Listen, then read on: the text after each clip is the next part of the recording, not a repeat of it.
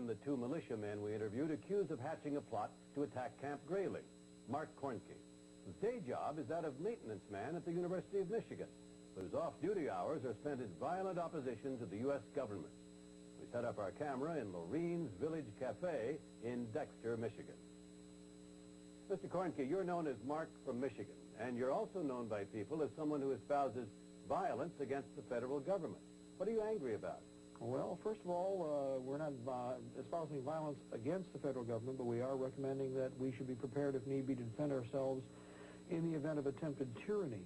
And in fact, I'm not angry, but I am concerned, and I want to make sure that they understand that there are many millions of Americans are concerned with what is an obvious attempt to erode the Constitution and Bill of Rights of the United States. Well, you say you don't espouse violence, but we've just seen you hold up rope and say you can get about 4 politicians and 100 feet of rope, and we've seen you brandish an AK-47.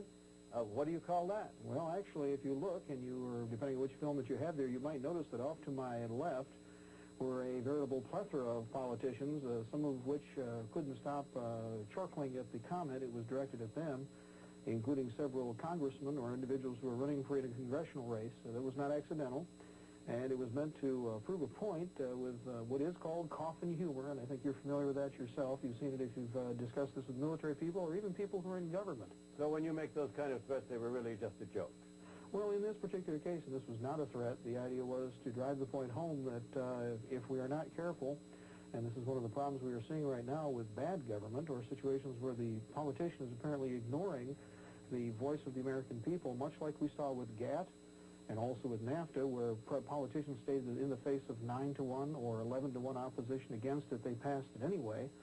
Traditionally, in the United States, the American people, as in 1775, eventually realized that there was a need to change the system, and in this case, we do not recommend violence in offense, but if attacked, we'll defend. All right. Do you know Mr. Eric Maloney, who was the Sergeant Major of the 6th Brigade of the Michigan Militia? Only by second-party acquaintance, and we've seen him in at least one other meeting where we denounced what it was he was trying to advocate, where he was trying to claim that... Now, let me ask you about that, because Mr. Maloney claims that you were the one who came up with the idea of blowing up Russian vehicles at Camp Grayling. And that issue, well, thank you very much. That issue was something, it was similar to the events we saw over the last 72 hours. It was a media-orchestrated affair. And in fact, we dealt with that very quickly. We were very public about it. And in fact, though most people are not familiar, a tremendous amount of information was publicly available on both the meetings that took place, which had nothing to do with the Russian vehicles. Well, you're telling me, sir, that you did not, in any event, ever advocate an attack on Camp Grayling. Is that what you're telling me? Absolutely. As a matter of fact, we can access Camp Grayling at our discretion any time that we wish. What do you mean by that?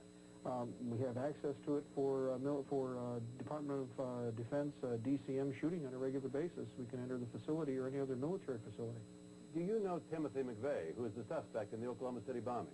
As far as we know, although again we've had virtually millions of people we've met in the last 6 months, and that is literally because we've been traveling the country speaking in 44 out of the 50 states, meeting with militia, constitutionalists, people from all over the patriot movement across the country, and that's patriot movement means just anybody that's involved with constitutional issues.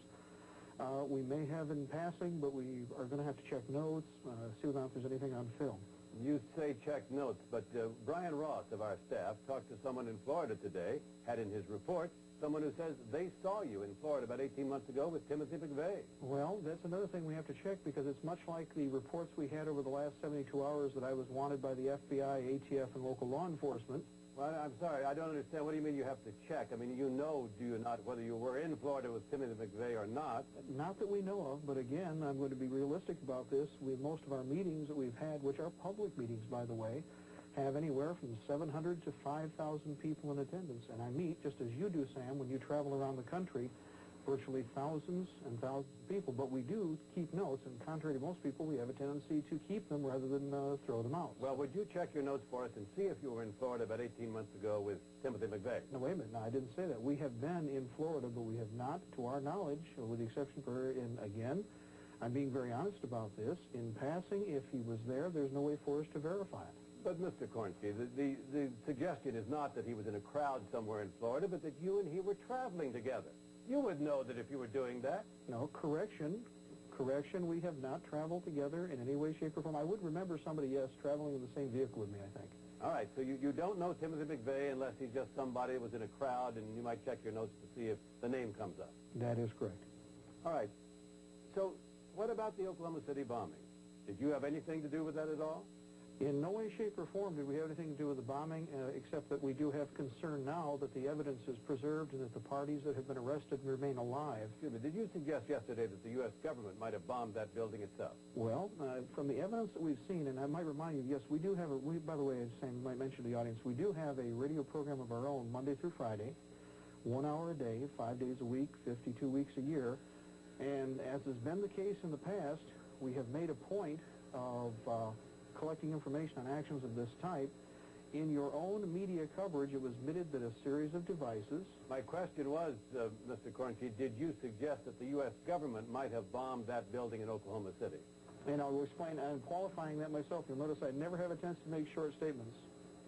I think there is a possibility, and it's, unfortunately, with more evidence, is becoming more questionable as time goes by. All right, we've about reached the end of our time. On the intelligence report, you sign off by saying, death to the New World Order. We shall prevail. Yeah, death to the New World Order, we shall prevail. What do you mean by that? Well, I think, and I was going to question this. So Oklahoma had a very interesting and exciting experience here last year.